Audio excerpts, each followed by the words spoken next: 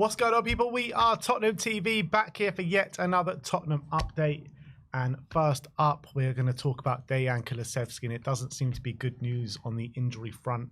Matt Law says that Kulusevski is now a serious doubt going into the Europa League final against Manchester United. And Sam Luckhurst, a Manchester United journalist, says that Tottenham Hotspur fear that Kulusevski could miss the Europa League final against Manchester United. Sources say the Swedes' chances of recovery in time for Wednesday's final have been reduced. I mean, yeah, I did have that fear when I saw the injury, firsthand in the stadium on the weekend, and he just didn't seem to be like moving his knee like really well, and he was trying to put pressure on it and couldn't really do that. Tried to run it off a little bit and then just went down straight away when he tried to do that. So, yeah, what do we do now? Yeah, I know. And even if he does make a recovery, what kind of shape is he going to be in? You know, we've seen that he's been struggling to hit his best form ever since returning from injury. So even if he is rushed back somehow and he does make it, I have no confidence he's going to be playing well, essentially. So it's a massive conundrum, because with Maddison, Bergvall and Decky all out, you've pretty much ripped out all our creativity from the midfield ahead of the final. Albeit, though, there are kind of these rumours coming from somewhere that Bergvall is training or set to be training soon. I mean, we haven't seen any evidence for it or anything like that, so we can't sit here and say he's going to be back. But there are these kind of murmurings, aren't there, about Bergvall? Yeah, but I always feel like rushing players, how often does it actually work? When you, everyone get like, how often have you seen a player gets rushed back and they surprisingly play a game, and then everyone gets hyped when they see them in the lineup, and they actually play and it's like, oh, they're still struggling with that injury. Yeah. Like, it happens so often. So even if Bergvall does make a miraculous return, again, what kind of formal shape is he going to be in? That's the big question. So I do think we have to basically move forward in terms of plan for the final as if they're not going to be available, as if they're not going to play. Yeah. And we have to, that's how we got to approach it, I think. And it's, again, like, as I've said, like, given these players are out, you would think go to a back three, play Danso, Romero, Van de Ven, move Porro and Udogie a bit further forward. You get a double pivot of Bentancur, Basuma, or Sarr, one of those three, probably the Bentancur, Basuma. Then you have the front three. But again, trying a new formation, unless we try out on Friday against Villa, it's a massive risk in itself. So I don't think they're going to do that. Yeah, neither do I. They stick with the formation. It's just a case of who takes that spot in Kulusevski's role. Like you said, Maddison, Bergvall out. Kulusevski out now. Sarr started there on the weekend. But given how we played against Bodo, it was definitely more of a 4-2-3-1 than a 4-3-3, like a 2-8 kind of thing. So if we are going to do that, maybe there is a case of kind of you could maybe have even a Solanke drop a bit deeper with Son further forward, or maybe a Son in the 10 or something like that. And maybe if they're going to play further forward, like maybe Maddison and Decky were in those games, maybe it won't be as unnatural to them as if they were playing one of the 8 positions like it would have been previously. Yeah, I agree with that. And I think that's the way they are going to go. But you saw, like I was saying, Sarr starting in that role, starting in the more advanced role in midfield on the weekend, Odegaard moving there in the second half. And then you've got the options, like you say, of Solanke there, Son there. Is there anyone else that... Unless you could put Rishi and Solanke up front, potentially, and do something like that. Well, I think if that's what it would be, like Solanke a bit deeper and Rishi up top. That's what Solanke being there would mean, in my opinion. So, out of those 4 options, I probably prefer the Solanke one, to be honest. Solanke a bit deeper and Rishi up top. I think that would be my favourite one. Yeah, depending on what kind of form Son's in. Or whether we want Son on the left anyway, if he's fit enough to start. And the question is, what do we do on Friday as well? Because with none of those, with only Bentancur, Basuma and Sarr fit, I think, what do we play them on Friday, with the risk if any of them gets injured? We're down to the bare bones in central midfield now. But then again, who do we play on Where's Friday? Man like Kulusevski? Where's Ajayi? Where are all these guys? Bring them in on Friday, man, because we cannot risk any more injuries. Well, we're on the other side of things, looking at Manchester United. I was looking at their reports and their injury problems going into it, and it looks as though that Matthias de Ligt just come back from injury. He's out. And Lenny Yoro, they're not out definitely for the final, but Yoro and de Ligt both didn't train today. In terms of whatever decision we're going to go with in the 10, would you not potentially, let's say it was either Odegaard or Son or Solanke in the 10, would you not maybe want to try out a bit on Friday, just so they get a bit used to it before the final. Yeah, maybe bring them on for the last half an hour. I wouldn't be I'd say against start it. them and bring them off, probably. Either or, like, just don't play them 90 minutes. You know what I mean? We just cannot risk any more injuries going into it. So I want to play them as minimal amount as possible. Some suggesting Porro in the 10. Yeah, you know what? I did say, I mean, we spoke about that yesterday, didn't we? Porro in the 10 and Spence at right back. But I kind of feel like we want Porro in those deep areas to get those balls over the top. Yeah, I think he needs time and space. That's why he's so kind of effective, because he's got so much quality. And when he's got all that space and time to deliver, then we know he can put it on a plate. But, you know, if you put him in a tight space where he's got to maneuver, you know, can he do what Maddison does, you know, when he's maneuvering in tight spaces and have the quality? I guess we just haven't seen that. And I'd much rather just keep Porro deeper, keep him where we know he's effective. Can Tell do it? Tell, could he play the number 10? Can he play centrally? Obviously, he's opted for Odebear last week, and we know Odebear has history there with Burnley as well. He has played there before. So I guess that's also an option. Yeah, well, I guess I would like to see Tell maybe try him there as well. I guess also a lot depends on what sort of condition Son's in going to that final, whether we think he's going to start on the left or he's ready to start. But it's just classic Tottenham, isn't it? On the just ahead of our big game, you know, we're all so excited, and we looks like we're getting our first team back together, and then we just get our midfield, our creativity completely ripped out. Just like beginning of the season, for a lot of the season, we've had our defense completely ripped out of the team. Now, ahead of the biggest game of the season, we've got our creativity ripped out. It all started the first leg of Bodo, didn't it? Maddison goes off injured in that leg. Well, yeah, started with bloody Bergvall signing his contract. Should never sign that contract. Bergvall injured in the build up to that game. So I mean, look, it is what it is. I still think, look, it's a blow. Don't get me wrong, but it doesn't take away the confidence I have going into the game.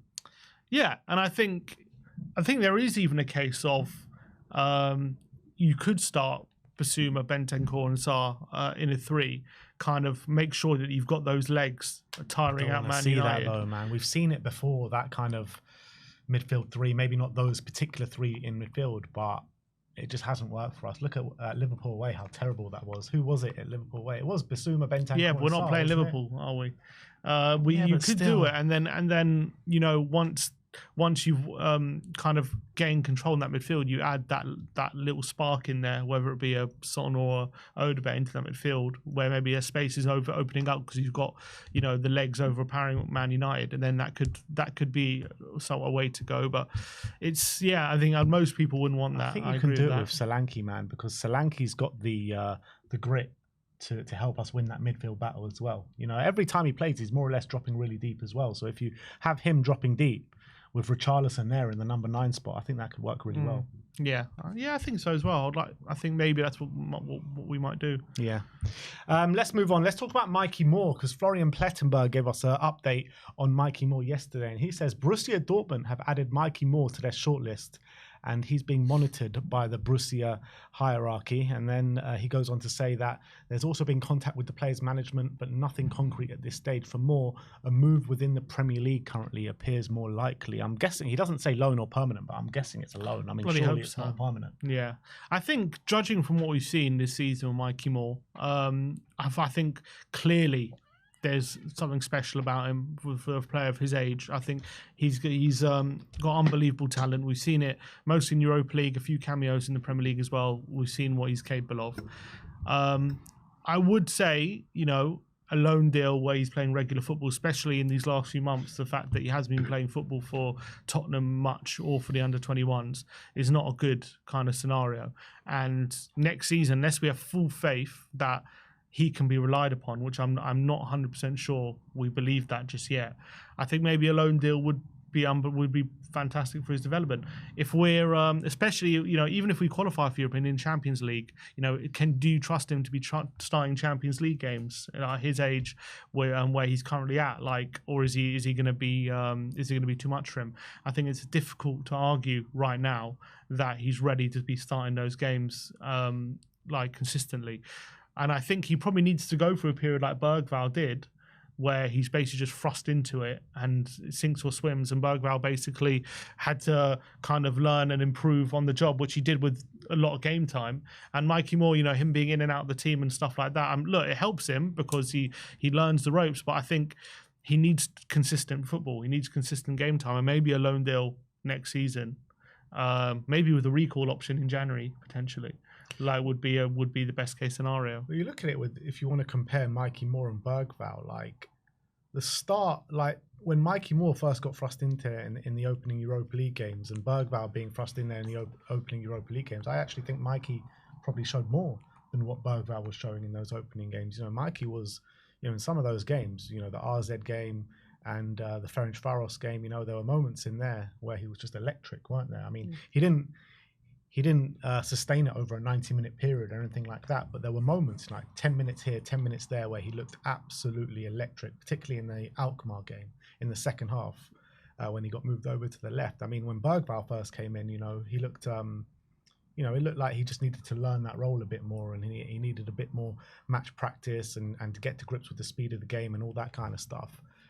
And then Bergvall on the back of that obviously has had a lot of minutes, and it's done him the world of good. Mikey Moore off the back of his good performances haven't really had the minutes to get to grips with it, to get a consistent run out of it. So I felt like in this period, because he's also been injured, he had that illness and stuff that kind of threw him off path and everything like that. But since he's been back, we haven't done him justice in terms of his development, not playing for the under-21s, not playing for the first team, even in games where they don't mean anything. I know he came on quite early in the last game, but that's all we've seen of him. Lost against West Ham as well, fairly early. Yeah, and against West Ham, he looked decent as well. I thought he looked good in those last 10 minutes, 20 minutes against West Ham. So what I'm trying to say is that he should have had more minutes, in my opinion, in this period where the games in the Premier League don't really mean much.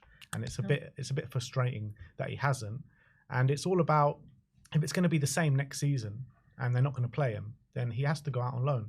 The whole point of keeping him around in this season was that he was going to play significant game time. That's what Ange kept saying.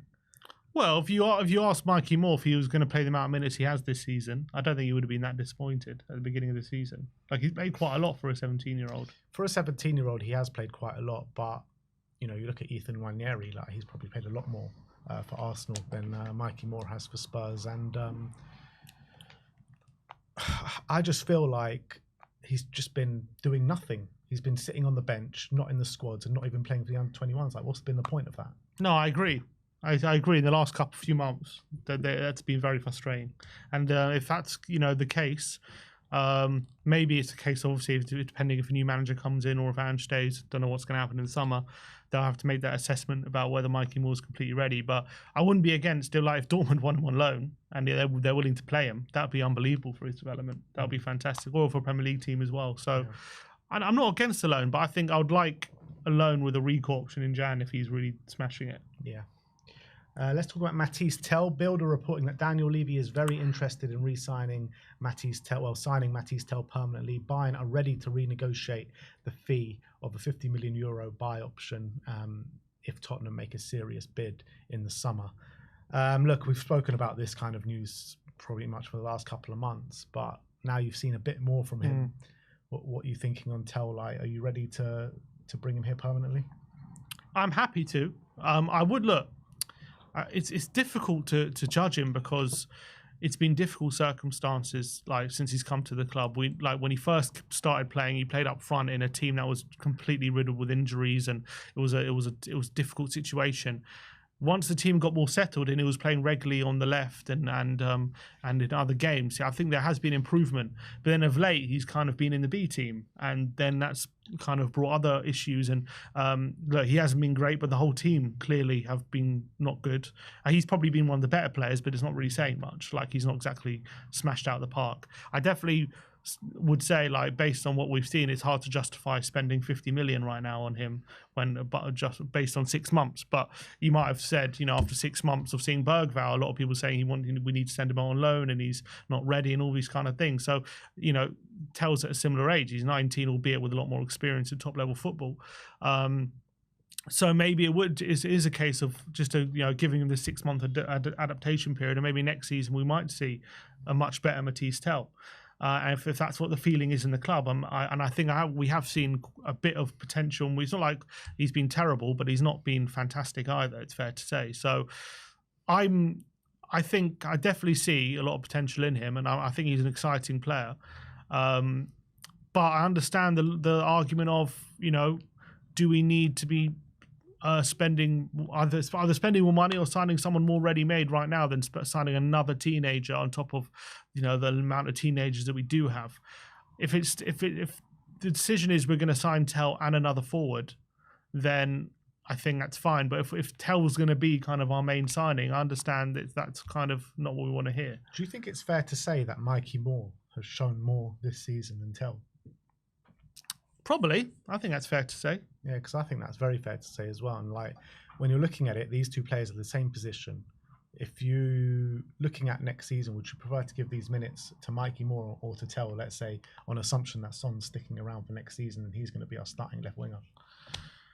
I think Tell, for me, has seemed more physically ready for the Premier League. But I think when I've seen him in Premier League games, but Mikey Moore obviously in those Europa League games was fantastic, and he has shown little signs in the Premier League as well. I know he got that good assist at Everton and stuff. So it's a difficult one. Who would I rather give the minutes to on the left hand side, Mikey Moore or Tell? Right now, I think probably Moore, but I think Tell. I think. There's a chance Tell could improve a lot quicker than Moore potentially. I think Moore could be still a bit more of a slow burner, if you know what I mean.